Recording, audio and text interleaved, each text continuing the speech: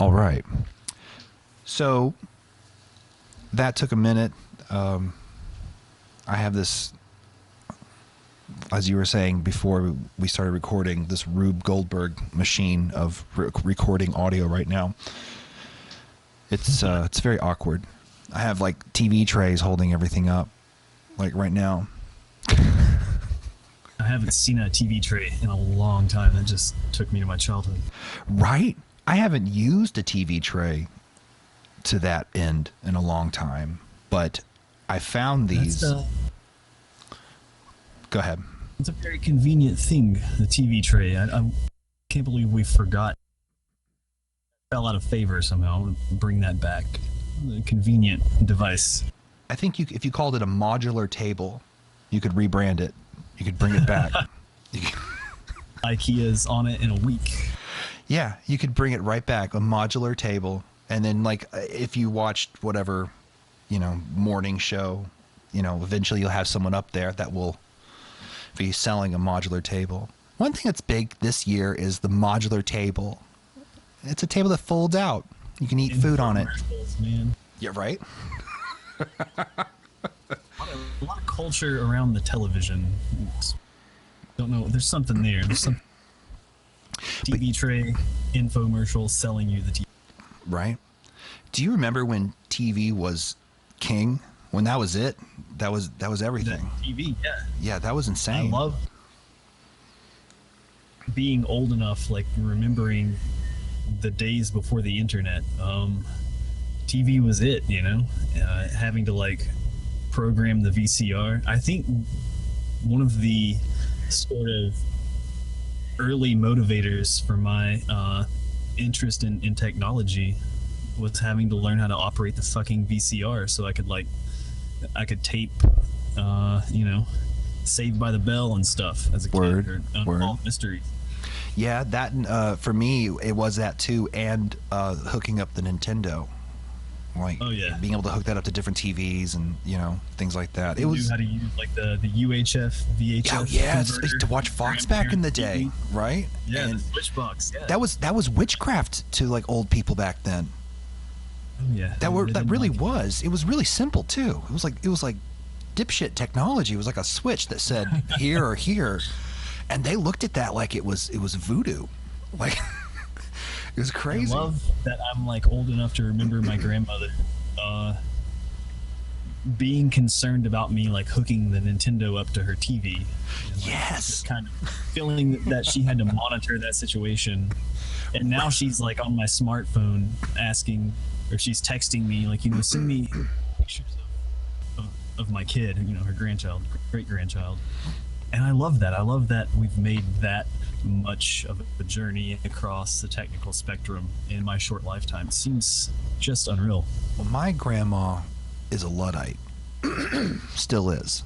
Like she refuses to participate. Yeah, she's completely she's done with that. She wants nothing to do with anything. She has a one of those old people cricket phones, and that's it.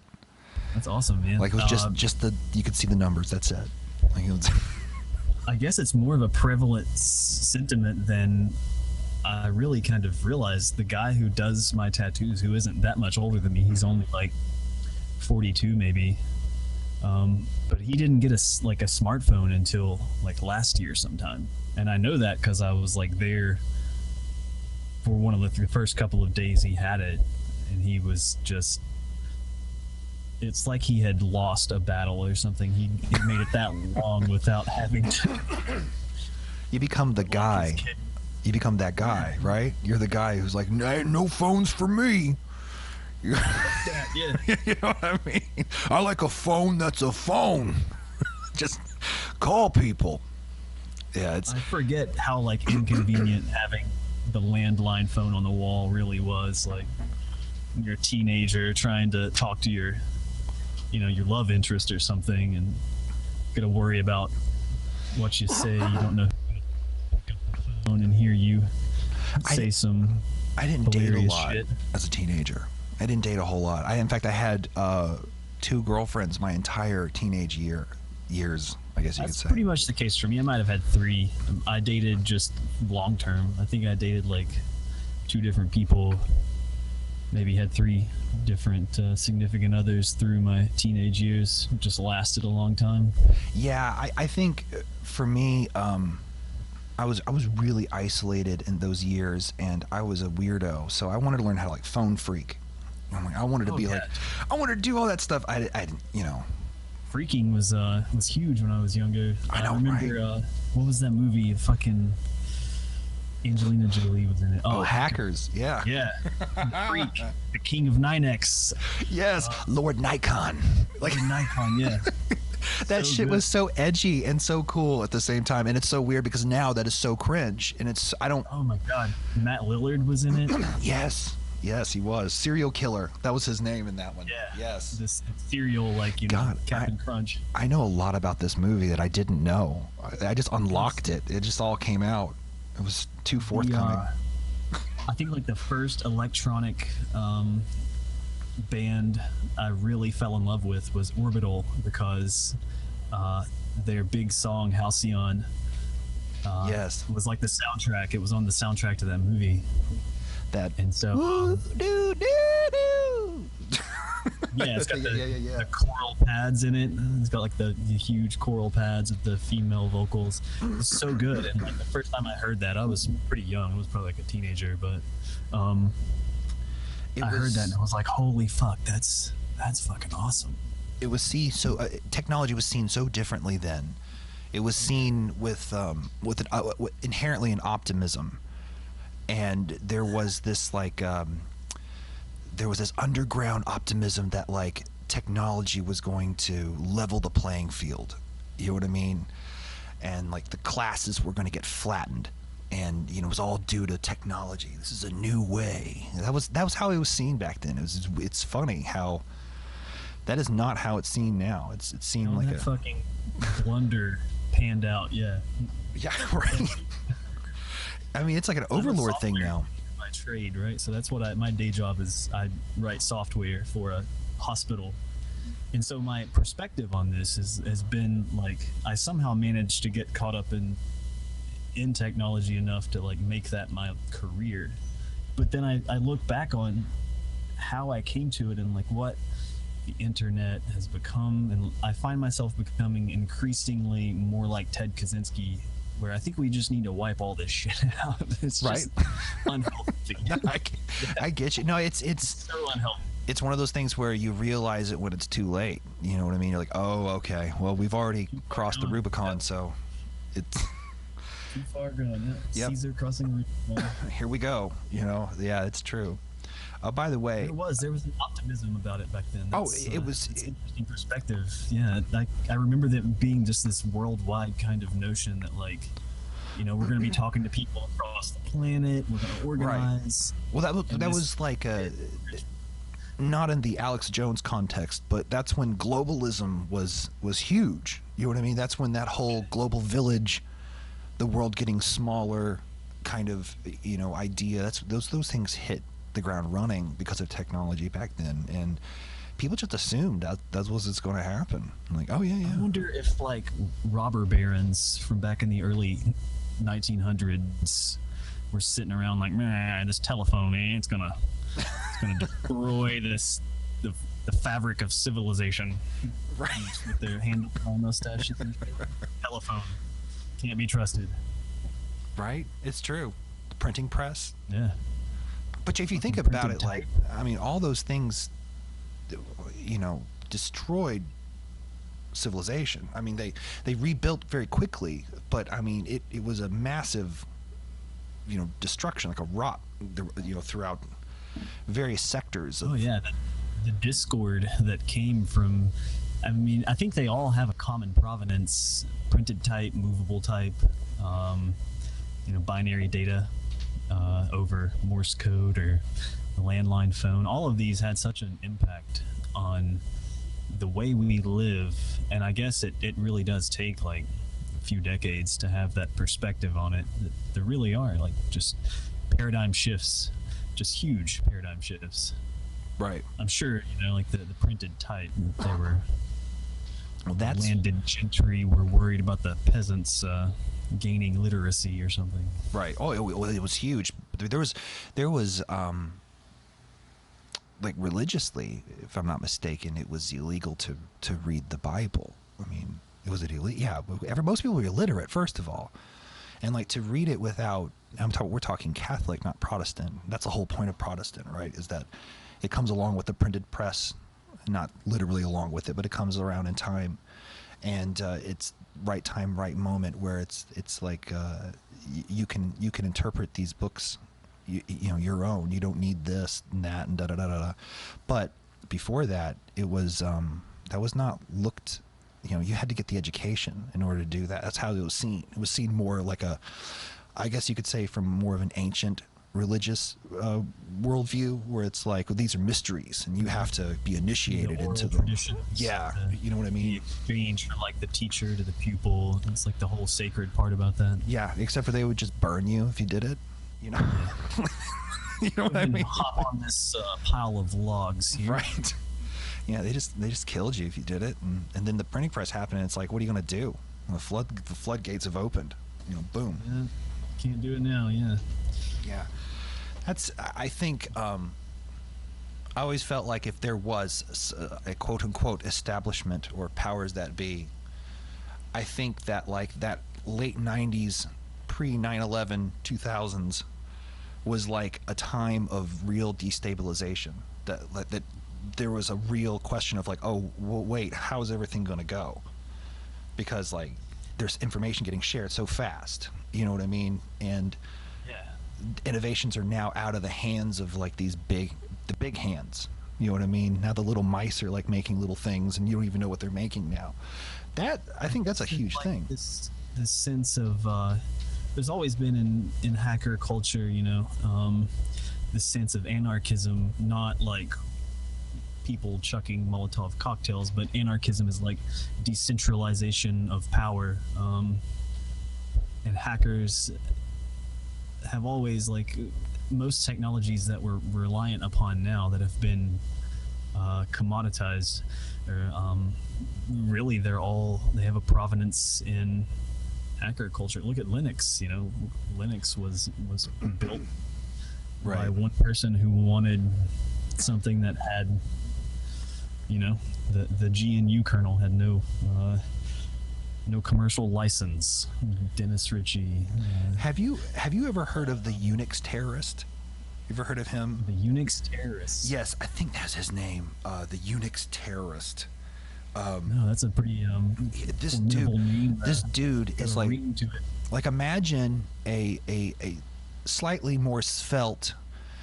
What is his name from Steele from Typo Negative? God, what's his name? Do you know what I'm talking about? Steele. Peter Steele. Is it Peter Steele? The lead singer, the one that died? Tall guy? Yeah. Like imagine him, but a little more svelte, a little more lean. And then it's this guy who was a genius, who's like a computer genius. And he went by the moniker the UNIX terrorist, and he wrote like this software that like I think it was like Superman 3 style, stole from TJ Maxx credit cards. And he was writing legit software for like JP Morgan and stuff. Like he was like a legit genius, and then he got caught, and he was like his whole world got opened up. How he was like this.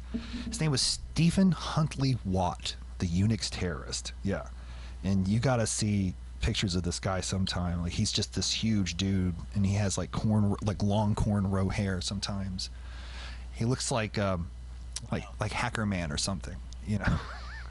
Hacker Man with the rat tail. Oh, it's so good. I mean, he was like a late 90s version of Hacker Man. Yeah, he was very, very cyberpunky looking. And there's That's fascinating. I know, right? That there was someone like that.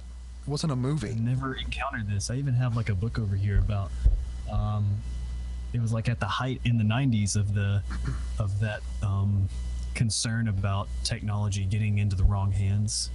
You know, like they're selling PlayStation 2s to Saddam Hussein, if you remember that whole rumor. Yeah. I have this book from that era about these, it's called like Teenage Hackers or something, and it profiles these 5 or 6 kids. I wonder if this person appears in it. I thought I had read all of it. I don't know. look at that. UNIX terrorist. That's Yeah. fascinating. The Unix terrorist, and he was like I said, he was like a legit genius in school and everything. Like he was recognized as a guy who knew what he was doing, and he. Oh yeah, there's always that assumption that like crime is somehow for dumb people. Right. Crime is for smart people. Right, exactly. And he got like some guy pretty much pumped him for information. Is really what happened. Like I don't know how it came around, but eventually this guy finds out that he can write financial software, and so I guess you could say this guy's the real hacker, right? Ethically, because this guy's like thinks of that and he's like reverse engineers it. He's like, hey, can you do it like this? And he's like, yeah, and that's how they did it. And Social it's just engineering kind of thing, right. By the way, manipulation. I would say that this is the longest intro ever. So this is that the intro? Is that what we just did? let's we can run with that. We can run with it. So this is Jordan from Ancient Meadow Records, right? Like this is the story. As of this morning, Right. Jordan from Ancient Meadow Records. So let's talk about everything. Let's get into it. Let's fucking do it. Yeah, let's fucking do it. Let's go. Let's do it like modern filmmaking style, and we'll start a little bit at the end, and then we'll go to the beginning. I think we'll do something like that. Neil Arnofsky Yeah. method. Everything's out of sequence. I'm what they call a podcast auteur. So okay. First of all, what had brought you to the end of everything? Let's start there. The end of everything. You mean like what transpired at the end of December, like the end of everything? So to Yeah, speak? yeah. You've kind of pulled a Dave Chappelle. So yeah, that's a really good comparison. Right. I love Dave. I didn't get millions of dollars in my story though. right. But So like I guess it's Dungeon important to Synth money point out- is pennies to the dollar. So you might have made like Oh, a yeah. million Dungeon Nothing. Synth bucks. I got dungeon bucks. Right. So I'm sorry. Tons of Go ahead. Dungeon bucks. I'm gonna use that. That's good. Yeah. Right. It is it's a good idea. What happened, man? God, the genesis of that whole situation. I guess it's important to say up front that Ancient Meadow Records isn't over. There was a moment back in December when I was having, even before December, I was having these very serious conversations with myself. If I wanted to keep doing this, and it occurred to me somewhere along the line that, I was really letting a lot of things that were transpiring in the community affect my personal life way, way too much. And, none of that is why I ever started doing this, right? I started doing this because I love the music. And by the end of it all, the end of the year, last year, I found myself not enjoying any of it anymore. Right. And so I made a knee-jerk, hasty decision to just quit, which I should not have done, and I wish I could undo, but you can't. And it really upset a lot of people in a lot of different ways for a lot of different but good reasons. You could pull a Seinfeld and just come back to work, right? Like you could just, hey guys, I have a new offer for you, and just move on from there and see what happens. I bet you a lot of people would let that go. I've never watched the final episode of Seinfeld. I refused. I hear it was that bad, and I've heard like loosely the plot, but I've never watched it. I loved Seinfeld growing up, I think So- I think the final episode of Seinfeld is a philosophically complex episode, and I think that leaves a bad taste in a lot of people's mouths. I think they didn't want that. They wanted a show about nothing with an ending, that puts a bow around it. And Larry David, I think I'm going to assume he wrote the finale, right? I mean, I would imagine. Right. He's brilliant, and I think there he kind of flexed some muscles there. I don't particularly like the ending. You know what I mean? It doesn't make me happy what happens to everybody, but it is fascinating that at the very end of the episode, when it's like the show is in reflection of itself, it looks back and it says, you know, you guys really are sociopaths. You know what I mean? Like, you guys really are horrible human beings. And it's almost biblical the way Seinfeld ends, because it's like the judge comes back and it's like, it's enough for you. You guys are done. It's you're bad people. Imagine, like, Larry David. Curb Your Enthusiasm is probably like one of the greatest shows of all time, and I imagine you got to be a little sociopathic to come up with that kind of comedy. You know, it's absolutely. I imagine there's some self-reflection in there. There's probably it's probably an indictment of humanity at large. I think I would love to pick his brain. I think that would be amazing. I would love to too. Yeah, absolutely. I love it. Love Curb Your Enthusiasm, and I love Seinfeld. I haven't, but here's the thing: I haven't watched Seinfeld in forever. But let's get back to the Synth Bucks, which is where I'm in this whole game for. Is Synth Bucks. The end of AMR, not really a thing that happened. I guess it is in some ways, and I guess it made a lot of people mad. Unfortunately, some of the people who were angry, they wouldn't even afford me the opportunity to kind of go on my own terms if I wanted to, and so. Now, why are there angry people? Like, what has happened? What's happened to this little hamlet? The genesis of this whole situation, God, it's immense. We could go back so far. I mean, there really isn't a condensed version to any of this. It's all very nuanced and unfortunately, like, riddled with some very petty ongoings, and unfortunately a lot of those petty ongoings I am just as guilty and implicated in them as anybody else in this whole saga. I guess the reality of it is I don't have the answers. I have what I perceive to be kind of the loose roadmap to how we got to here, but I don't really know that I trust everything I've come to believe. And I definitely know there's a lot out there that other people should definitely not believe. I can go into specifics if you think that's appropriate. Yeah, we'll put it this way. We'll share your perspective, and I'll say this before. I'll give a disclaimer to that yes, this is your perspective on the matter, and yada yada yada. And after that, if anyone has another perspective, they can share it. It's not like we have an iron curtain or anything. Oh, yeah, so sure. yeah. I mean, share your perspective. I guess really all of this has its roots back in the Dungeon Synth crowd, I'll call it. It largely exists only on Facebook. There are pockets elsewhere. There's a Dungeon Synth Discord community that has some people. There's a subreddit, vcontact, vk.com, the Russian equivalent to Facebook.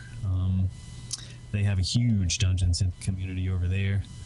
10,000 plus people. Why do the Russians always have huge numbers for cool stuff like that? There's like not a lot of numbers here in the West, but out there, like Witch House is huge, and Really? Dungeon Synth is huge. Yeah, I mean huge in comparison.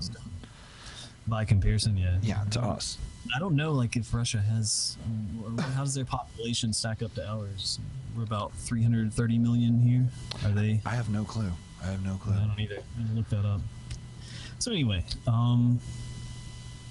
largely though, the thousands numbers, they're all on Facebook, and for a long time that's been questioned as whether or not that's healthy, but that's a different conversation.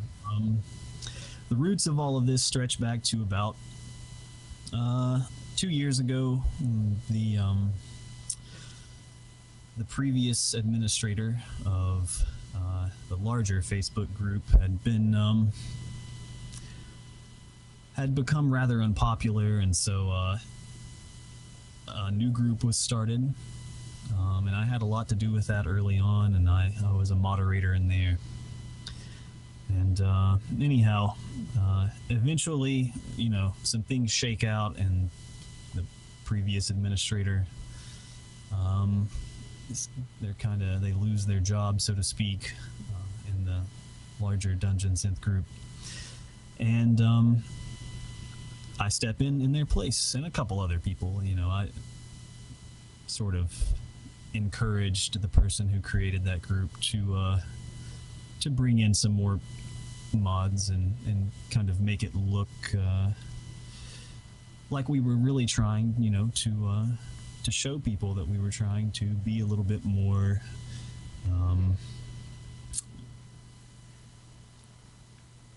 intimate with the community, I guess, to try and. So there was a kind of a rebranding, so to speak, and sure, I guess you could say that. Yeah. Largely the issue before was that there was just one person kind of running the whole show, and so when I was given the opportunity to step in, I thought, we should bring more people so that there are more voices at the table, and that seemed like the egalitarian thing to do. So things worked out pretty well, except that we inherited this thing that I always thought was pretty cool because I love black metal. The prior administrator had come up with it, and that was Black Metal Friday. You may have even seen some of these threads. Yeah, I remember that. Yeah. And so people would share black metal on Fridays, and it was just a cool way to break the monotony. Did you have people who were mad about that? That would. There was always, I personally didn't have a problem with it, and I thought it was pretty cool. There were people who weren't happy about it, right. Not by virtue of any kind of political implication, which we'll get into, but just by virtue of being off topic or something. Wow. What a. So, Okay. All right. But you had some people who are mad about that, And that, but that was fine. What really, the domino that fell is a very dear member of our community who is behind some very, very good projects. They were really drunk one night on a Friday, and they shared a link to a song by Absurd. And Absurd, if you're familiar, is a National Socialist band. Right. And they shared this link while they were wasted, and then didn't come back to Facebook for a couple of days, and so they had no idea. Oh, this is just like a YouTube link, right? Yeah, it was just a link in one of the Black Metal Friday threads. Okay, I feel. So they disappear for a couple of days because they're fucking off doing whatever else, and wow. In the meantime, I like them apples is on fire. Yeah. God. Okay. So this it instantly pisses people off, and I have to go look up. I don't listen to National Socialist black metal. I don't care for it. I knew at the time that Absurd was sketchy, but I never bothered to go look because, why would I entertain that? And so I went and looked, and I was more shocked. I'm like, people should be mad at how shitty this music is, not because he's an asshole. And so immediately, someone I've never heard of in my life, some random person tags me and basically is demanding that I do something about it. And so my inclination is, I'm like, fuck you, I'm not doing anything. So he called you out. Kind of, yeah. Asking me to make some decision for thousands of people, and that's not, right.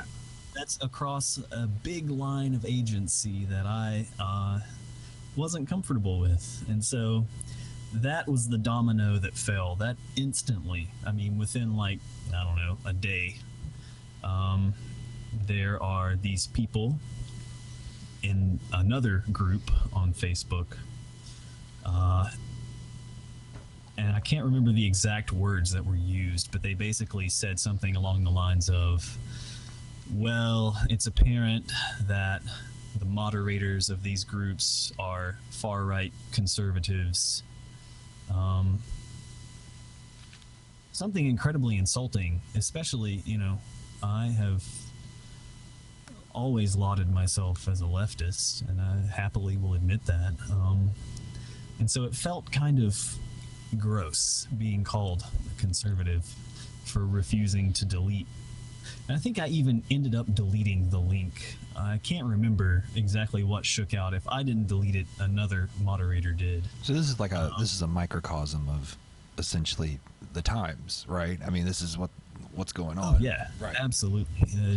Total indictment of where we are right now. I feel here's the thing. I don't know if you knew about this, but like around the 2016ish time, that's when if you were an alt-righter, like that was your time. 2016, man, that was that was your year. Like everything was like that when the big rally took place. Was that like the tiki torches meme? I think 2016 was the tiki torches days. I think it is, and if it isn't, it's next door to it pretty much. But that was when Trump won, and the whole that's when the internet culture was at like a zenith for all that. And at the height of that, there was Fash Wave, which was like synth wave with like so this is new to me. Like I heard about this the other day. There is a fascist wing of everything. Like it doesn't matter. There's something, and I'm sure there's a fascist wing of music that would be contradictory to fascism in the first place. You know what I mean? Oh, yeah. To make it the most absurd thing in the world. But yeah, there was Fash Wave, and it was all like this alt-right synthwave stuff with like fascist totalitarian. I'm going to assume, because I mean I didn't dig too deep into it, but I'm going to assume that there's a spectrum. You know what I mean? I'm sure that there's like a guy who gives a wink and a nudge, and then there's a guy who reads Mein Kampf. You know what I mean? Like I think there's probably a spectrum for like fascist artists. I don't know, but then there was Trump wave for a while, which was like a vapor wave. Yeah, that was 2016 too. Like there was Trump wave. I missed all of this. I guess I'm glad I missed all of this. This is why the internet is a perfect example of why Ted Kaczynski was right. I mean, here's the thing. In my, how I see it is that like, I see it like it's like we're like in a post-Warholian world. I mean, that's really what it is. And you could call that postmodern, I guess. But I think Warhol had a particular slant on it that I don't think you can just give it a title like that. Teetered into the absurd. Yeah, I think there's a little bit of it, right? If you could have fascist reggae, then things have gone into a place that that's a place, all right. You know what I mean? Like Rastafarian style reggae. You know what I mean? And like you're fascists, like you're white supremacists. Like what? I guess in a lot of ways I've been like completely sheltered or something. I don't know. I didn't even know what a sunwheel was until I came to this music, and someone was accusing somebody else of being a fascist because of a sunwheel or something. I had no fucking clue what that. I had to go look it up, and then even then I was like, okay, it's obvious that this is like a symbol used by bad people. Right. But I don't think like the person being accused had ever even. Anyway, I had no idea that all this. I didn't know what a dog whistle was. I had to go look up what the fuck that meant. Right. And like I went to college twice, So I guess I missed a ton of this shit. I'm grateful in a lot of ways because like I don't want to know these things. Like there's a reason I don't watch the news, and because it fills your head with shit that I don't want to know, right? So yeah, I feel no differently about it. I'm like, I don't go look for sketchy black metal because I just don't want to know. I don't care, right? I feel like that's the most pristine way to stamp this shit out, is to pay no mind to it. I think here's what I think. I think that would very certainly reduce a lot of it. That would burn the dross off. You know what I mean? I think ignoring them like that, I think a lot of people are afraid of that, but I don't think it's a solution for the entire thing, but it's definitely a way to take out people who are doing it for attention. I mean, you know what I mean? For whatever their reasons are. The people doing it for any other reason than attention, right. I'm of the belief that there's nothing you can do about that, and that it's arrogant, you know, to even think that something could be done about that. An idea is something that you just can't take from someone who isn't willing to part with that idea, right? And so, absolutely. I think those things are just beyond the pale of reason, right? And that's the case for anything, right? If I tell you that football is bad, and you don't want to believe that football is bad, for whatever reason I'm giving you, you're not going to believe that, right? Right. You might even be more ingrained in your belief, your denial, whatever it is. Well, there's definitely like I think there's power in and this is okay. So I think there's information channels on the internet, and I don't think they're created deviously, but I think they are created and they're autonomously created. And I think these little networks train people for particular worldviews, and I think they train people to think a certain way, to be a part of a movement. And the motivations of those movements, man, those things can, you know, that's another spectrum. You know what I mean? You could have people who are just greedy, or you have people who are really ideologically possessed by something, and they really believe something, you know. So, and I think that there's a real problem in these channels, because people take it and then they become like these like soldiers in this culture army. You know what I mean? And it's weird. Culture is the right word. It's definitely an issue of identity now, so much that really it's not even about politics anymore, right? It's completely beyond the scope of anything really political. It's moved into the socio-political, if anything. It's about identity, I think, now for both sides of the aisle. And I don't know that's worse, I think, than anything. That's not helping anybody.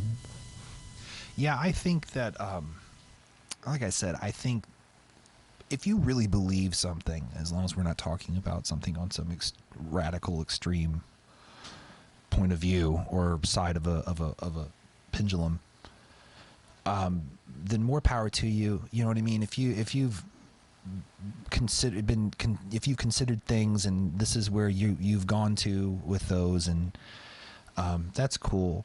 But if you're just like somebody who just repeats talking points over and over and over again, like that's old, and that's what's really going on. I think it's just getting a lot of people like that coming in, influxes of these people coming in who are just yep tap tap tap tap tap tap tap tap tap tap tap tap tap. And then what happens if you get one of those fighting someone that you know is against them or the opposite of them, and it's like watching two scripts play out together. Two bots talking to each other. Yeah, you know what I mean? I think screaming at each other. I don't know. Yeah, exactly. Yeah, it's there's no more civil discourse. This is all scripted parlay. Shouting back and forth the same things. Yeah, and I think here's the thing. This is what I'll say too. I'll call out some things here. I'll call out first. I'll call out the right. I mean, the right is really they have became so savvy in memery in the past 2010s, right? And if we want to get into it, I think it's because the 2000s.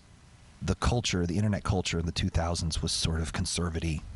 You know what I mean? Because it was post 9/11, and it was kind of conservative-y. It was like what I call the pre-millennial internet, right? So yeah, and it was quite conservative because culture was pretty conservative. So these are the roots of a lot of people that I don't think people want to recognize. I think these are some people's intellectual roots. already coming from that culturally. So you have that, and then in the 2010s, they become really savvy with memery and yada yada yada. And then on top of that, their whole culture becomes then like this sophistry after that. Yeah, the 2010s, those people grew up and yeah, joined. They got really savvy with their marketing and branding, you know. But I think that took over their entire platform. And I think now, like, the right, if you want to call it that, is just a big catch-all for whoever is good at branding themselves, pretty much.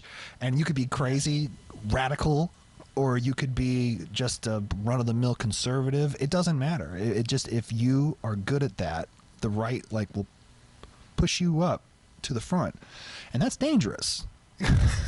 That's dangerous as fuck. That's just the truth. Like, no vetting in that anymore. I've always said, you know, that the GOP hasn't been the GOP since the 80s. That was kind of the end of Reaganomics, and the beginning of finance capitalism. That was the end of actual conservatism. Now it's just fucking chaotic evil, chaotic neutral at best. What I would have done to just lived a day of like a Wall Street stockbroker in like 1984. Just one day. Just Patrick Bateman. You just wake up and just do a bump of coke and drive your Lamborghini on out and just just get into an office and have a heart attack and scream. I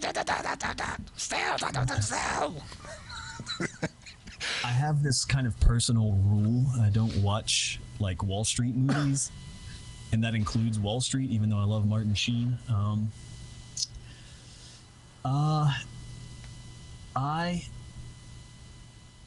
I loathe that culture so much. Oh, I mean, it's a whole bodega. You know what I mean? Like it's. Yeah.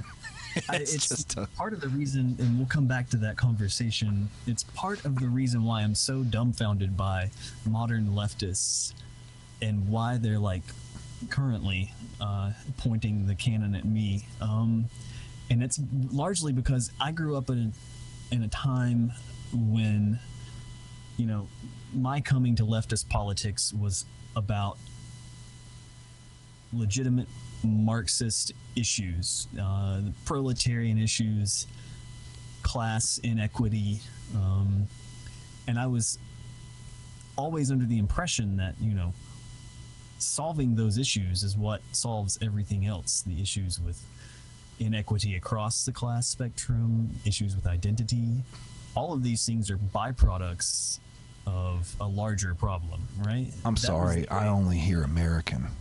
I don't hear. Sounds like you hate freedom. Yeah, I get what you're saying. So today, to see, you know, people screaming at Burzum pictures, I can't take that seriously. That isn't what leftist politics are about. You know, I don't know. I guess these things are malleable, right? And they're subjective in a lot of ways. People absolutely. For different reasons. Absolutely. Yeah. But I can assure anyone alive on the planet that being mad at Varg Vikernes will solve nothing. Have you seen his dog shit karate? It's a great story. So when I came to this music, my first good talking to from the prior administrator, I shared the GIF of him doing that stupid fucking karate. Yes, in the camo. That got me my first stern talking to. Oh no. You need to quit sharing this shit in these groups, son. I don't know. Could someone get behind him if you start showing like shit like that? I couldn't. I couldn't be getting behind that. The guy's an idiot. No. He's an absolute moron. Like, compare him to someone like Vladimir Putin. You know what I mean? Like, I get why someone can get behind Putin. Like, I'm not a Putin supporter, but I can get it. Like, he gets a judo gi on, starts flipping dudes around like that. Like, people like that. You know what I mean? Riding horses, but like, it humanizes riding bears. Exactly. Yeah, through the forest. It humanizes a person, I think, that the country with which they represent is always used to seeing them in some light that's very inhuman, that they are this austere sort of official, and they're demigods in a way, right? And so to see them be very human, I think, is what creates the difference. I couldn't get behind it though, like because of the shit that he says. You know what I mean? He talks about strength, and I get, look, some people, that what they like to do is they like to take away like the controversial elements and just focus on something he says that's somewhat positive or something, and I get that. He says some things like that. Yeah, he talks about whatever honor and shit like that, but I'll certainly never fault someone for trying to find the good in something, right? But he's one of those dudes that are like, but the whites should be with whites. You know what I mean? Like, he's one of those guys. So I fucking love like his ardent racist defenders. They're what do they use the word racialists, because it's somehow apparently better to be a racialist than a racist, and Varg he is a racialist. I'm like, what the fuck is the difference? I've seen some of these like gymnastics that have been done linguistically. Yeah, just mental elasticity all over the place. So you're familiar with Reddit, obviously. You know how Reddit works, right? There's this amazing subreddit called Behold the Master Race, and it's nothing but like photos of white supremacists who look like just the most grotesque humans you've ever seen. Like, right. And I hate to be, judgmental like that, but I mean, they're not the picture of beauty. They're not sharing, No. But that it's amazing, like the way that they have characterized it, because it's it lends credence to the idea that they're very fucking wrong. Yeah, I mean, look, there's a lot of people who have like mental illnesses, and not on par with, say, depression, but like severe mental illnesses that are reality shifting, and those people get into everything. They really did. Like, I knew one guy in Tennessee one time who, his name, God, I forgot his name. Anyways, he was into Kung Fu, and like and Bruce Lee. And like he had turned his whole basement to like this Jeet Kune Do gym, and like he could mimic all the moves of like Bruce Lee, but like his movie moves. You know what I mean? And he walked around in kung fu slippers. I mean, wow. he had a very tripped up view of reality, obviously, but that's how he was, and like he quoted wholesale, just buying in left and right. Yeah, he quoted Bruce Lee movies like all the time. Oh, wow. Yeah. Dude, I gotta be honest, I mean, I loved Bruce Lee growing up. Enter the Dragon was a big influence of mine. Oh, hell yeah. Very inspiring character. Loved that guy. So, okay. Brandon Lee, man. He, you know what? He had a future. He had a future. That guy had a future. Handsome guy. Fucking handsome fellow.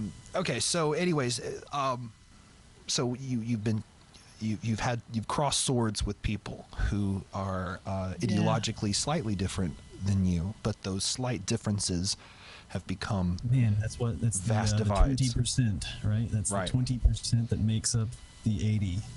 So to get back kind of to the genesis of the story, so that happens, that post happens, and that was serendipitous timing, because myself and the other moderators, there were like 6 or 7 of us. There was a total of about 9 across both the big Facebook groups. We had pretty much for a couple of weeks up to this first event with the absurd link or whatever, we had been talking about, like Black Metal Friday, it's becoming very contentious. People are for, some people are against. They're spamming fucking groups with all of these links. No one's clicking on them. They're just sharing YouTube links, and that's about it. So we had discussed on many occasions, like, okay, let's do a poll, which I thought, previous administrator wasn't putting up polls asking the community for their opinion. So I thought that was the right thing to do, was to get the community's opinion on it. So we all agreed, all right, we'll make a poll. And unfortunately, this is when really I start to find myself at the center of all of this crap. I would be the one usually to go and make the post on whatever had been decided, even though that there were 6, 7, 8 of us discussing something. So you look like the asshole who made up the rule. Oh yeah. Yes. So I never. I get it. It didn't occur to me, man. It didn't occur to me until just a few weeks ago, about a month ago. Someone in the community who's a very prolific musician, they came to me and said, "Look, you got to stop being the one to put all this out there. Like, just get some of the other people to do it." Because it was putting me right at the center of it, which, you know, that's kind of whatever. Like, that made me a target, an easy target. But really, the kind of crossing of swords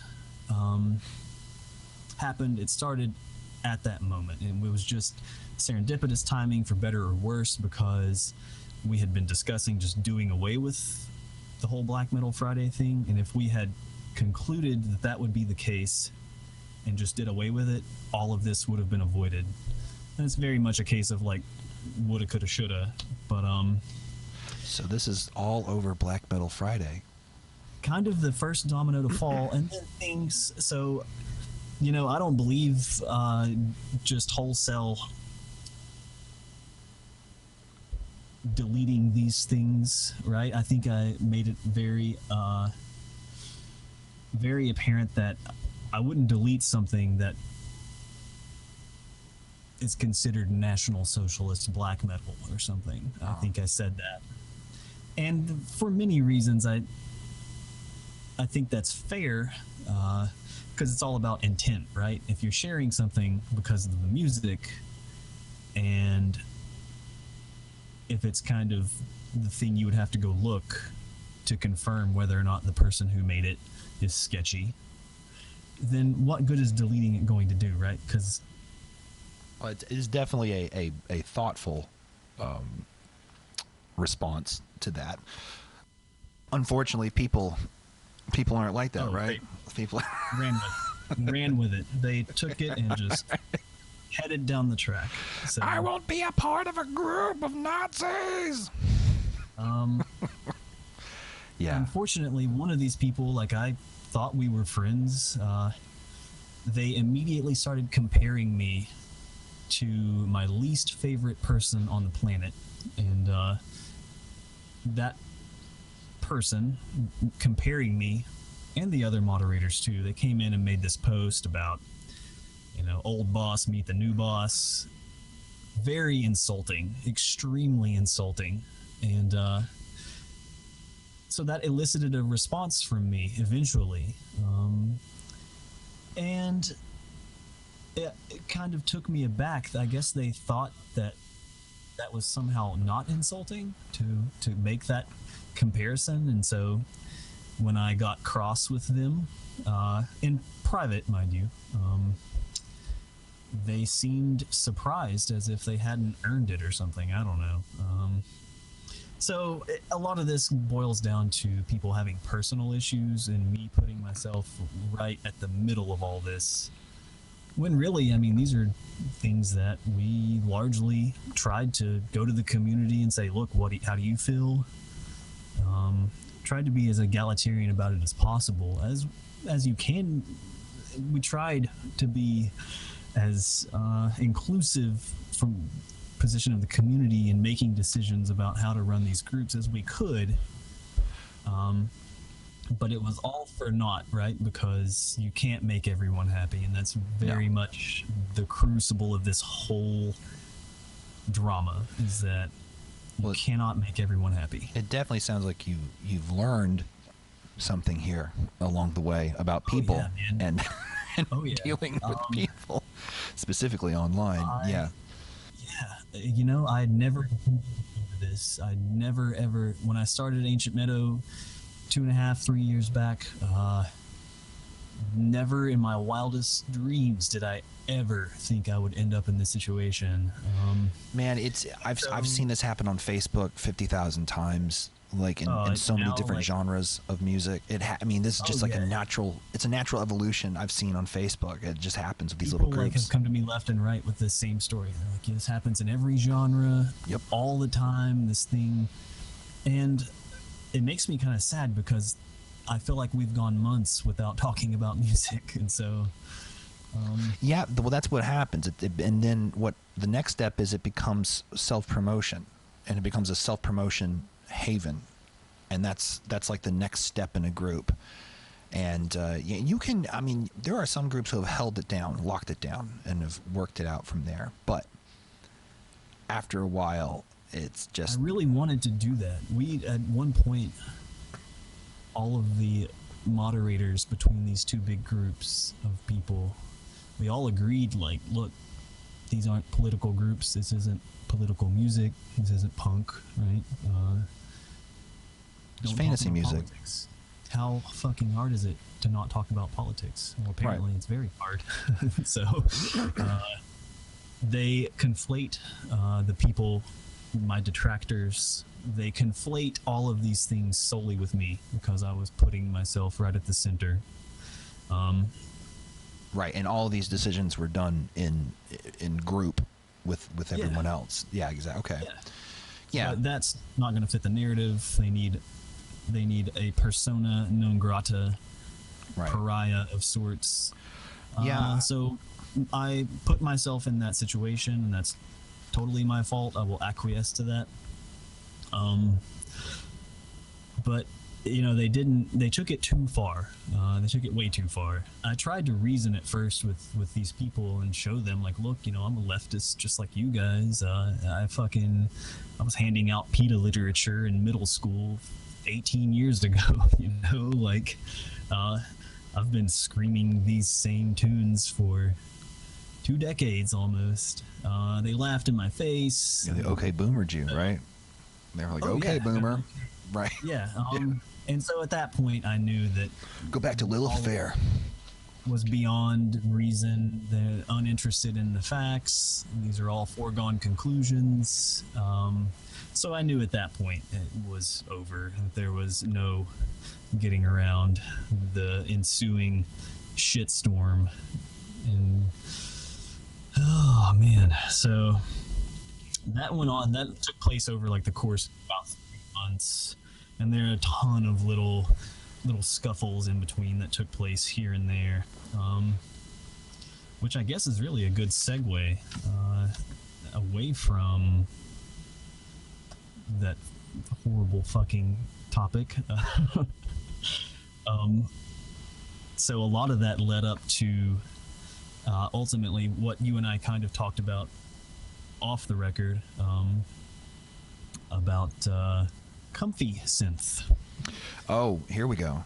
All right. So this is all very much connected. I've fascinating seen ways. I think I know where you're going with that, because I've seen kind of a small group of people who kind of think this is controversial, right? That I guess so, yeah. comfy synth is controversial, which for I'm going to assume anyone who's listening to this listens to Dungeon Synth, but in case anyone isn't, comfy synth is this subjective title for music that would convey a feeling or an aesthetic of like grandma quilts and cottages and warm tea and you know, shit like that. However way you can Awesome stuff it into shit. there. Yeah. Fucking cozy. Pancakes. Pancakes. Blueberry pancakes. Blueberry pancakes. Wubbies. So good. And then you get people who are like, I'm so edgy, I can't handle that shit. I gotta talk about killing crabs. Ah! Like you get that, and then you. Why doesn't anyone listen to my project, Crab Killer? It's so true. I drew it on construction paper. White crayon on a black construction paper. Crab killer. Oh man, someone's gonna make that too. Someone's gonna hear that and write that down. Note to self: crab killer. Work with it. Scheming right now, crab. Oh, but it's true. You get these weirdos who think they're living hard or something. I don't get it. And yeah, man. Like as far as I know, none of these people are burning churches. If they are, well, that's a different thing. But right? I don't think they are. No, right? they're probably going to the grocery store and buying their steaks or quinoa or whatever. Just living a regular ass life. Right. And so, again, like this whole comfy synth thing, it's infuriating. Because again, as the moderator, and when I was moderating these groups,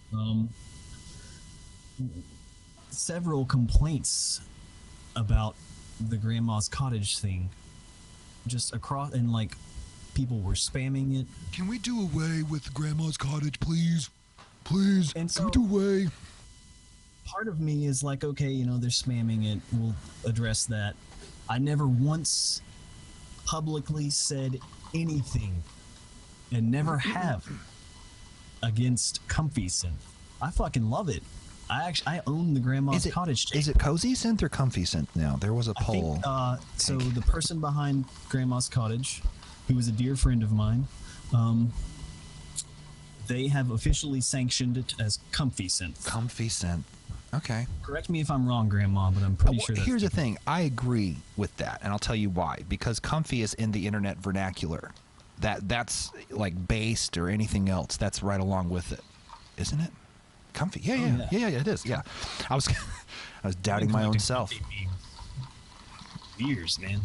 Right. That's what I'm saying. I have a folder on my desktop, actually. Exactly. It's just called Comfy, and I put like pictures of cabin and like flannel blankets, bucolic scenery, paintings. Plop them right in the Comfy folder.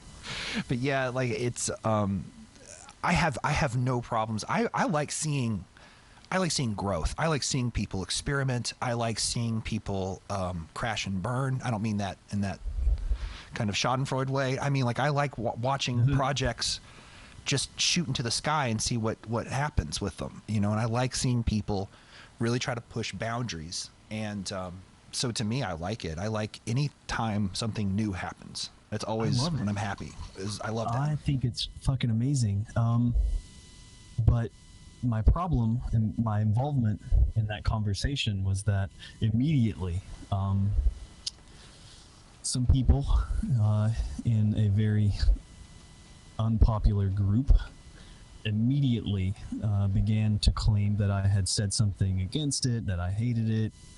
Just yesterday, I saw a post of someone claiming that I had somehow taken some stance on it.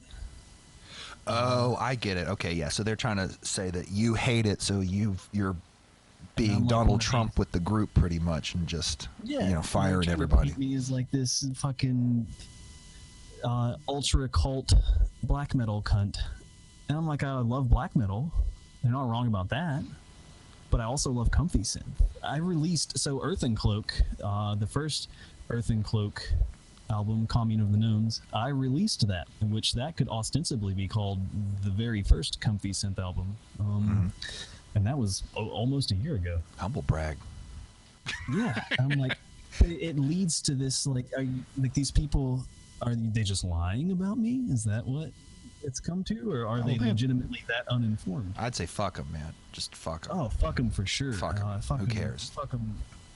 Do you know how many people? Do you know how many people would sometimes say shit when I make a release, a Dungeon Synth release? How many people would be like, this is good, this is good, this is good, and then there would be like peppered in there would be these people that would be like, this isn't Dungeon Synth. They would say shit like that, or this doesn't remind me of a dungeon. And I'd be like, how on the nose do you need to be, man? Just because it's called Dungeon Synth doesn't mean it has to be a dungeon every time. I guess I will acquiesce to the idea that, comfy synth isn't dungeon synth, but that's not a negative thing, right?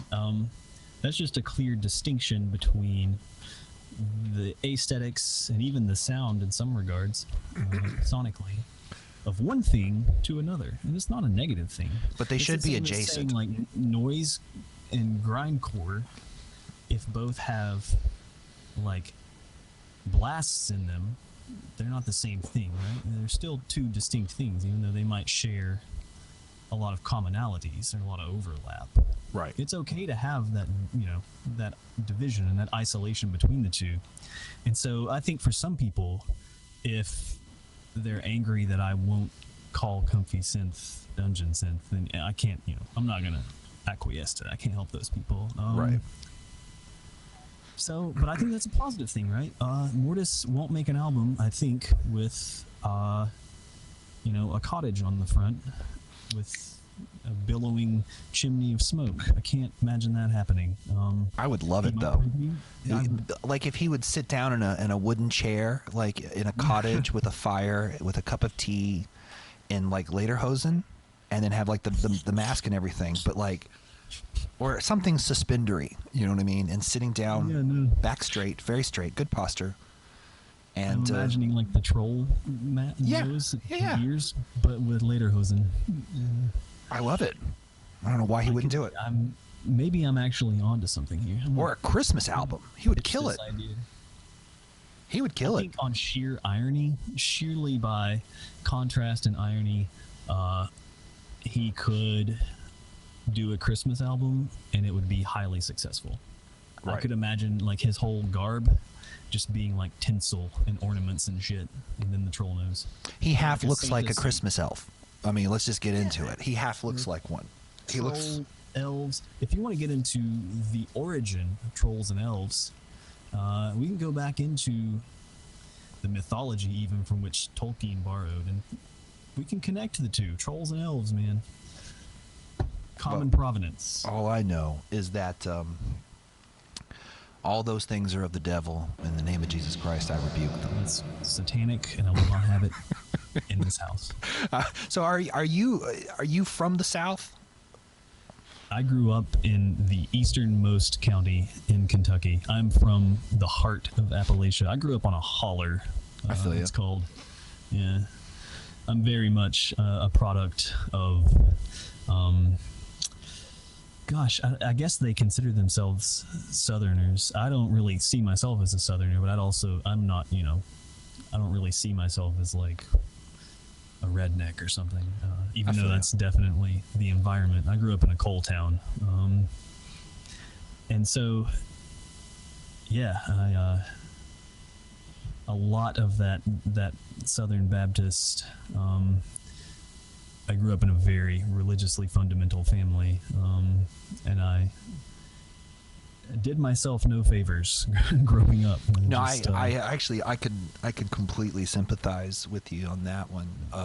With my wife grew up like in the same way in Tennessee, and it was the same thing. Like it was ultra religious and bloppity boop. Yeah. Bible.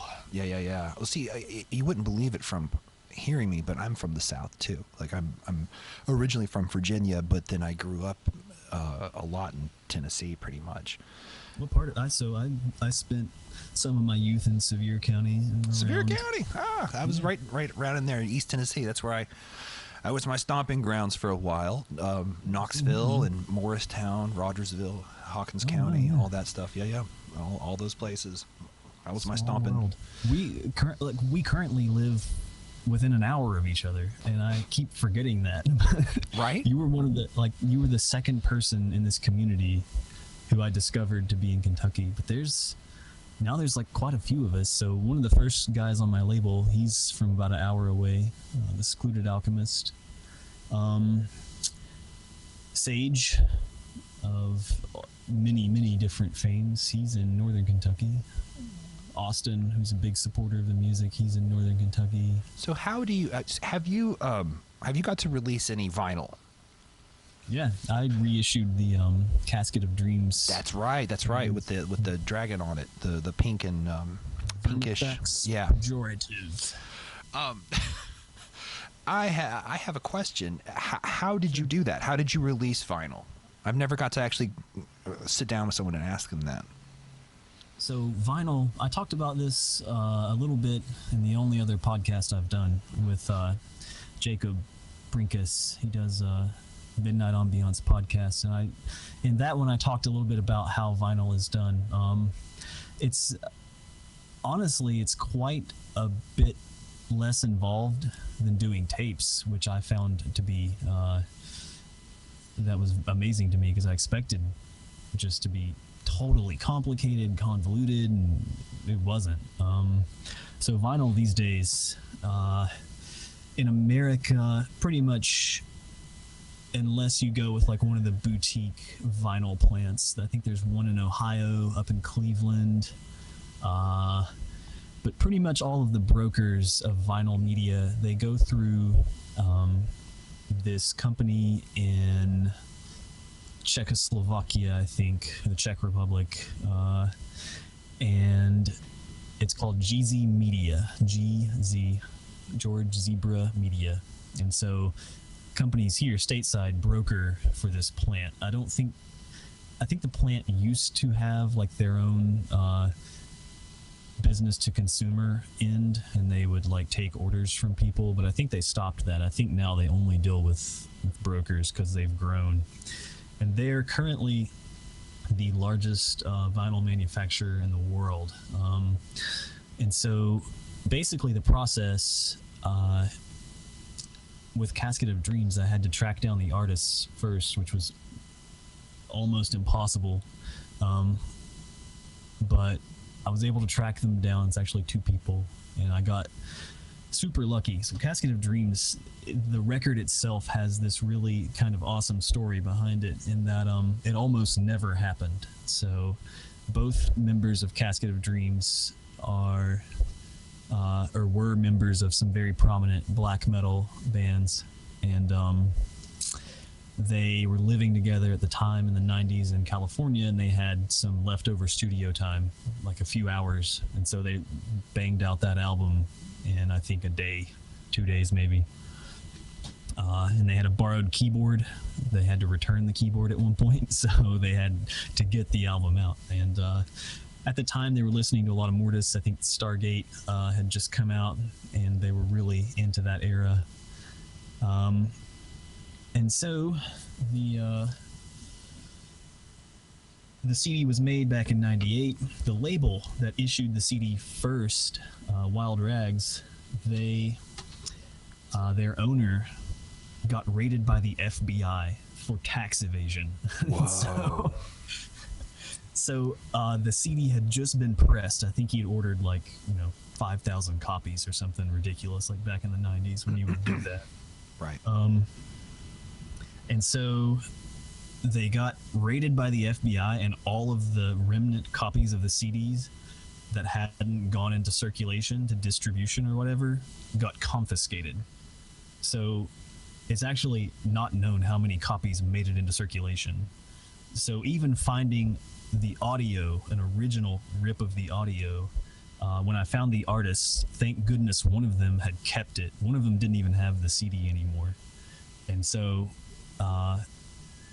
one half lives in the Dakotas, and I was emailing with him, and he was able to get me the audio files. And then I started conversing with the other half of Casket of Dreams, and we got the audio remastered. And then the process of doing vinyl, so you take your masters, and vinyl, you have to master your audio a certain way. So sonically, you have to kind of manipulate, I think, the high end of the spectrum. I'm not really good at engineering, but you have to make sure that when you master it, you're mastering it specifically for the format for vinyl. And so I spent some time and got that done, and putting in the order is this whole involved process to a degree. Like, you have to, map out your tracks. Side A has this many. Do you want pauses between? So when they cut, I guess they don't cut it, when they stamp your records, they can include dead space between songs. Mm-hmm. Kind of like our modern feature of if you remember, on the iPod, you could set the delay before the next song would start. Right. So the analog way of doing that was just cutting dead air into the record. Um, so you have to determine all of that stuff. There's a lot of logistics involved in that, and you get your side A, side B figured out. Um, the manufacturing process is, I think, very fascinating because you're literally hearing the analog sound waves. I'm sorry, I have 6 dogs. Oh wow. Yeah, I love dogs. I love animals. Vinyl, you're hearing the music you're hearing is the needle being vibrated by the impression made into the wax, into the vinyl. It's just this fascinating process of audio and physics. But so you send them your masters, and then they get to work. You wait like 6 months after you give them $2,000 and hope that Right. you didn't just get ripped off. Okay, cool. All right. So, you said for 3 years you've been running this label, right? Almost. I think around 2.5 years now. 2.5 years. And so, what made you? I mean, I'm sure you have a reason what made you get into it, but what made you stay in it is a better question for me, because I had a small little label that I really tried to run seriously back in the day. It's like 2014, 2015, but it feels like musically it feels like back in the day because shit just moves so fast anymore. But It like changes so fast. That Yes. was 6 years ago, to be fair. yeah, it is. And that was a special little time. It really was. I had some wins, some losses, some here, some there. But after a while, I just didn't want to work with people anymore. So, like, what made you stay in the game doing it? Man, it really getting into it was one thing, and I immediately made some really good friends, and they're the reason I'm still here. Guys, I eventually got the pleasure to meet a ton of these people, and I'm very grateful for that. And definitely the friends I've made, and the community has largely been incredible. It's had its blunders, but yeah, from the outset, I never did this for money. I've definitely brought my label to a point that it's profitable, and that's all good and fine. I mean, I won't retire tomorrow, and I have to work very, very hard to kind of keep things going. I don't get days off, so what keeps me in it, I guess, I'm stubborn. I really I hate to give up on a thing. It really takes a lot out of me to feel like I've failed. And so what made me stick around at the beginning, really, it didn't take a lot. I was having a lot of fun the first year and a half, 2 years. Just really loved it. I mean, it felt like I was participating in something that was making history somehow, that I was playing a part in this community that was gonna keep expanding and growing, and somehow that would mean something. And to a degree, I still feel that way. I think a lot of the fun has been tarnished by a lot of the egos that fly around. But even when I made the decision to the snap decision to phone it in, to quit, I mean, I was already depressed, but I fell into a miserable depression. And so I knew, and people came out of the woodwork in my favor and said, look, man, you just can't stop. Like, you just can't let them win. And so I really took that to heart. I would be abandoning so many people if I just quit doing this, and that to me feels just wrong. So here I am. Well, Dungeon Synth still has the feel of like the golden age of other genres. Like, it still has that feel to it, like when Vaporwave was young and thriving, and there was a race to see who was going to dominate. You know what I mean? The conversation, I guess you could say. And it feels like Dungeon Synth is kind of in that place right now. And of course, it won't stay that way. It'll eventually become a gatekeeper will, lock it down, and this all will happen. I think it's happening. Right. There was a time when I believed that keeping the community and the groups all together and having this sort of unified place to participate, there was a time when I believed that that was a positive thing. But now, the further I go, the more I see that what's happening with everyone splintering off into their own little sequestered corner, that's something that's a growing pain of every genre. And no matter how much I don't like it, I see the reason and the importance of it. No, absolutely. No, I absolutely agree with you. I mean, we're going into a new era, and I think there's going to be something with this in this new era. I think, I could be wrong, but I think that people are going to have their own real estate now. Like, everyone's going to have to. It's like almost like the old days of the internet again, where, look, if you want to get noticed, you're going to have to stake your own claim somewhere on the internet with your website, and you have to actually create from scratch again, because it's getting harder and harder to use any social media for any of those purposes at all. Oh yeah. And just a sea of noise. It's impossible to get out there.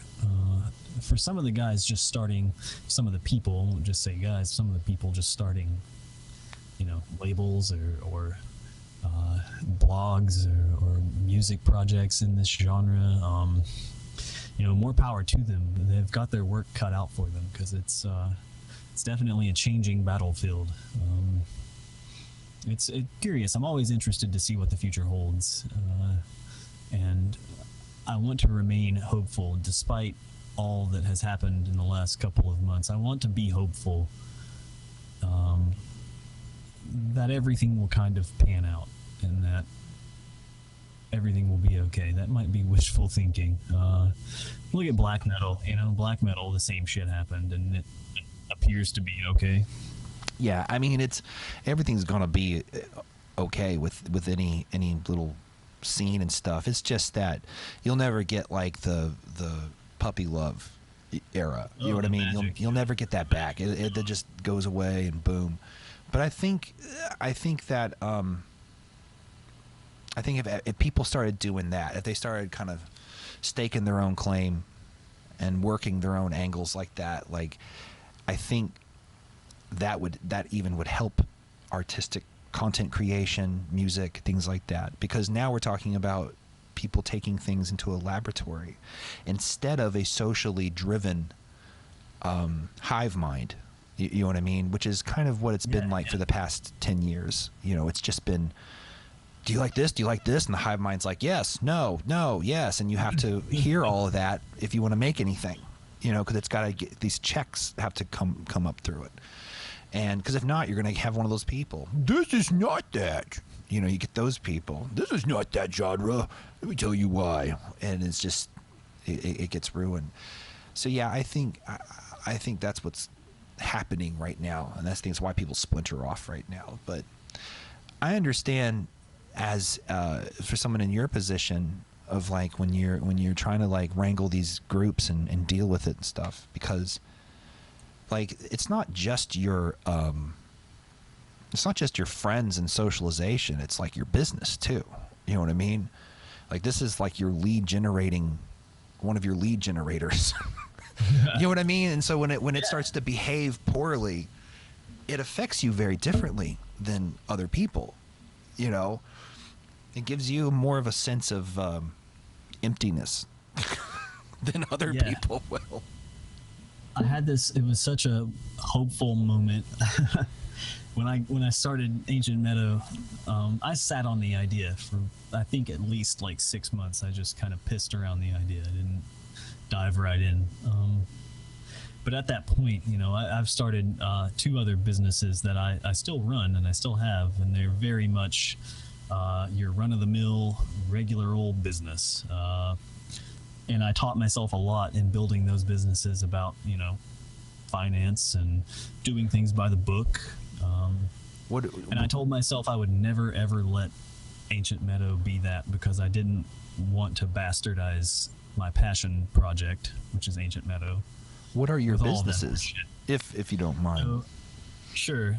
So one, I own a few different media sites that I built, blogs that just generate income through advertising or affiliate networking. And I've been working in that kind of stuff. I've been a web developer for 12, 13 years or something. So that's kind of stuff that happened organically. I just wanted to kind of work for myself, and made that happen. And then I've been a freelancer for just as long. I have a very marketable skill set, fortunately, in technology, and so it's allowed me to really work as a freelancer outside of my day job if I ever wanted to or needed to. And I've always treated those two things, like a business. Like they were my little financial pet projects. It's funny, I always laugh at myself. Everyone contradicts themselves. Whitman said, so I contradict myself, I contain multitudes. And I used to think that was just fucking corny of him to say that. Right. But then I took it to heart when I learned about doublethink and Orwell, and that it's entirely possible to possess 2 conflicting ideas at the same time. And so my whole life, as long as I can remember, I've been just a very outspoken anti-capitalist, very much a proletarian, blue-collar Marxist. And yet here I am, I'm in my 30s now, and I've been doing the whole business person kind of thing for 4, 5, 6 years. And that very much is me contradicting myself, right? Right. Because here I am, filthy capitalist. How's it feel to have that grime all over you? Nasty capitalist scum. How's it feel to have those greenbacks all over you? Just riding on the backs of the exploited proletariat. Why are they called greenbacks? They're green all over, right? Yeah, not just the back. Right. Whole thing's green. Yeah. Greenback. It's funny. Money is like, so paper currency. We're not so far off from like a whole generation of kids that will have no fucking idea what that was. Oh yeah. Or it's going to be like cursive. It's going to be like, well, it'll probably might even be a little bit around, and they're just going to be like, I don't deal with that. You know what I mean? Okay, millennial. Yeah, right. Fucking It's old. true. It's true. They need to update millennial, because like people are calling like 18-year-olds millennials. I'm like, they're not millennials. They're another generation. You can't lump everybody in the same generation. I'm gonna take this pejorative term you've given me, and I fucking own it now. So Do don't you you remember- go just willy-nilly fucking spewing it on other people. Do you remember when millennial was a cool thing? Yeah. When- it was the media had no idea how to touch it. Like, Yeah, it was these cool at fucking first. kids and their computers. And then their they got a hold of it. And then boutique beverages. it turned into, you millennials, you don't even know what a phone is. Oh. You ever walked in a cobnail boot? I didn't think so. You don't know what living is. Stand in line for 6 hours at the cobbler. Get your one shoe fixed. I churn my own butter with my dick. What do you do? It's Fuck, true man, though. I love boomer memes. Like, God, what was the one? Oh, like the guy, like graduating high school in the 70s is like this dude. And he graduates and like, here's your job, here's your car, here's your house. Oh, and then like in the next frame, he has a tie on. He's like, this fucker has a tie. Get this man an upper management job. It's fucking true though, right? My favorite God, dude. boomer memes is Bizonacci. You should check them out on. It's called Bizonacci, and it's Fibonacci sequence. yeah, like, Bizonacci. yes, it's It's a guy he's a 4channer for the Biz channel, which is like essentially a cryptocurrency channel now. You know, he makes these videos that are hilarious with the boomer memes, like freaking hilarious. But yeah, like, man, those were the days where college cost a nickel and some moxie, and that was it. Just a savvy character came in here talking, and the next thing I know, gave him a job. Right? Exactly. It's true. Like, I've had so many shitty fucking jobs in my life. Men told women that they were going to get married to them. That's how it worked. You're going to get married to me, huh? Yeah. And that was it. They were married. A pastor Like, showed up out of nowhere. 99% certain I'm the product of one of those. I'm not too sure. I think it worked out. It worked out in the end. Yeah. It's a happy ending, but I think that's how it began. It's true, though. That's how it worked back in the day. You marry me now. Boom. That's it. Yeah, that's how it works. What a time to be alive. Right? It is. Well, I have to say that this has been a really good conversation. I'm glad that It's been great. Yeah, it really has. I'm glad that you've got to kind of air out your side of things, because I mean, I think a lot of people are kind of wondering what were happening. You know, at least when I read comments from people, they were wondering what's going on and stuff. Yeah. So you know, I wish I could say more. I wish we could go on forever and get down into the weeds. I'm just kidding. I don't want to do any of that. But yeah, I think you're definitely going to be welcome to any more podcasts. I have a couple of guests that I'm going to be lining up. I'm going to see if my good friend George, who goes by the moniker VHS Dreams, might want to do another spot on a podcast. But yeah, like it's yeah, George is great. He's got a new album out. Shout out to George, VHS Dreams. He's got a new album, new concept and everything. He's not 80s out anymore. He's all like Y2K, and it's pretty cool looking. He's doing this kind of Y2K retro futurism music. Well, yeah, I had a phase there for a bit when I was like Mac Plus, a couple of your more obscure synth acts, and VHS Dreams definitely came across the radar. I didn't realize you were connected or knew that person. Yeah, I've been friends with. I was friends with him and another guy out of Germany. His name was Karate King. Shout out to Daniel. That's not his real name, but that's his moniker name. And we were friends. Is Karate King his real name? No, wouldn't it be cool if it was though? I mean, like, I wish I could do the birth of my son all over again, so I could have named him Karate King. Just Karate King Hayes, and that's it. It's like no explanation either. Like, are you a black belt in karate? Karate King Hayes. I'll have you write that down. Diploma. Right, exactly. 8. Yeah, it's true. Don't mess around with her. She's dating karate. Yeah, that would have been awesome. But anyways, yeah, we were like a little loosely colleagued set of degenerates, pretty much. Just would vent and bitch and write music and do crazy shit all the time together online. And I had a million podcasts with him, and I think only one with Daniel. But yeah, and Daniel right now, I think he's selling vinyls on crates of a bunch of vaporwave. He's 100% vaporwave now. He used to do horror music. It was pretty cool. But George, man, he killed it with his first 2 albums, and he was smart and evolved each one of them instead of just making the next one just like the other one stylistically.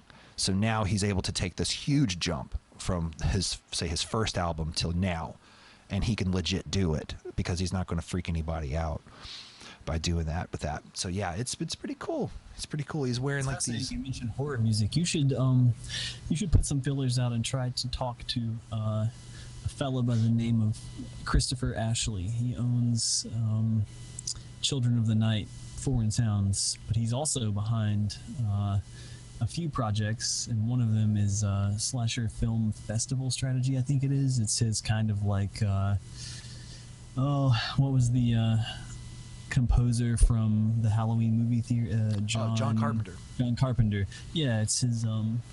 It's Christopher's kind of horror film, horror music esque thing, and it's really good. He sent me a record. He sent me one of his records, and it was awesome. It was definitely something I'd never heard before. But it sounds like now that you mention it, I could really draw some similarities between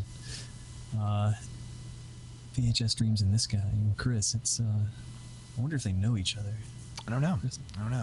I remember the Psalms of Annihilation album that I put out was just for horror music. It wasn't even Dungeon Synth really.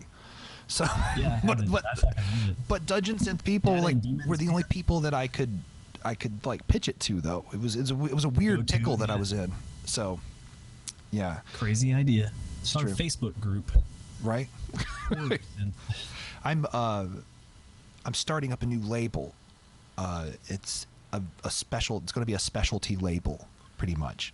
So it's just going to be very specific, I guess, genres, and in Dungeon Synth and dark music. And every release is going to have a book with it of some kind. That's awesome. I was always so impressed with how much content and detail you were able to put into your albums. I have both of I have Data and Demons and Psalms of Annihilation. And I think like it still to this day, I'm like, people need to go back and revisit Data and Demons. Like that was such a horribly underrated release in the scheme of things. I appreciate it. It got a lot of attention at the time, but the way that things move so quickly, Yeah, it's like it true. didn't get enough attention. Like it was such a good record. I put it on at least once a month. I fucking love it. I think it's great. I'm going to be reissuing those two albums soon on the new label, and then That's awesome to hear. reissuing all the toys that go along with it. And then I'm working on a new album now, and I'm also working under another alias for this album for this label too, I don't know, it's like 16-bit chiptune DS, I guess you could say, something like that. Yeah. And so I'm gonna try to figure out what I can package with it and stuff, and I put my feelers out for only a couple of people to work with. I'm not too keen on working with a bunch of people yet, to be quite honest. Like for There's actually a fella right here in Kentucky with us who makes I don't know if we'd call it 16-bit, 8-bit maybe. Ice Golem. He is he's in Indiana now, but he's close enough. Still Kentucky. He's just across the river. Well, man, it has been an amazing conversation, to be quite honest. Yeah, I can't wait for thanks everyone so to hear much this. for having me on here. I really appreciate it. It's been awesome. I feel Yeah, like man. we could gab forever. I'm going to be making this a permanent fixture, so it's you'll have a million chances then to come back and talk, and I'll probably have them a little longer than these. This is like the inaugural one, so I need to make sure everything's working correctly. But yeah, Sure. well, it's been a good time talking to you. I'll talk to you after I turn the stop button on. But take it easy, and I will talk to you later.